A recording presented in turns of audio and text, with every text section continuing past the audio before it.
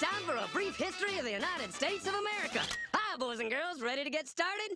Once upon a time, there were these people in Europe called pilgrims, and they were afraid of being persecuted.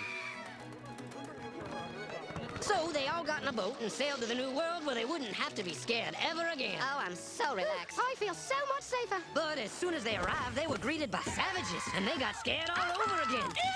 So they killed them all. Now, you'd think wiping out a race of people would calm them down, but no. Instead, they started getting frightened of each other. Witch! So they burned witches. In 1775, they started killing the British so they could be free. And it worked, but they still didn't feel safe. So they passed a Second Amendment which said every white man could keep his gun. I loves my gun. Loves my gun. Which brings us to the genius idea of slavery. You see, boys and girls, the white people back then were also afraid of doing any work. So they went to Africa, kidnapped thousands of black people, brought them back to America, and forced them to work very hard for no money. And I don't mean no money like I work at Walmart and make no money. I mean $0. Nothing. Not a zip. Doing it that way made the USA the richest country in the world.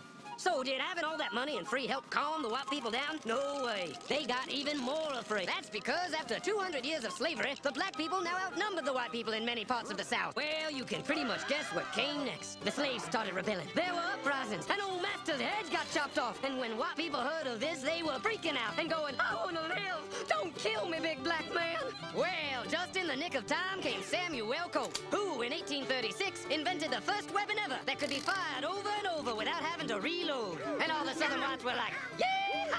But it was too late. The North soon won the Civil War and the slaves were freed. Yep, they were free now to go chop all the old master's heads off. And everybody was like, oh no, we're gonna die. But the freed slaves took no revenge. They just wanted to live in peace. But you couldn't convince the white people of this. So they formed the Ku Klux Klan. And in 1871, the same year the Klan became an illegal terrorist organization, another group was founded, the National Rifle Association. Soon politicians passed one of the first gun laws, making it illegal for any black person to own one.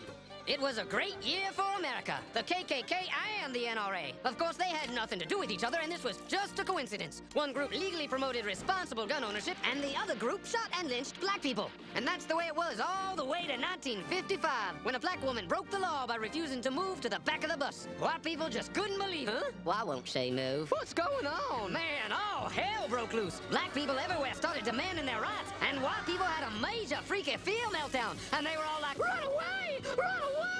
And they did. They all ran fleeing to the suburbs where it was all white and safe and clean. And they went out and bought 250 million guns and put locks on the doors, alarms in the houses, and gates around the neighborhoods. And finally, they were all safe and secure and snug as a bug.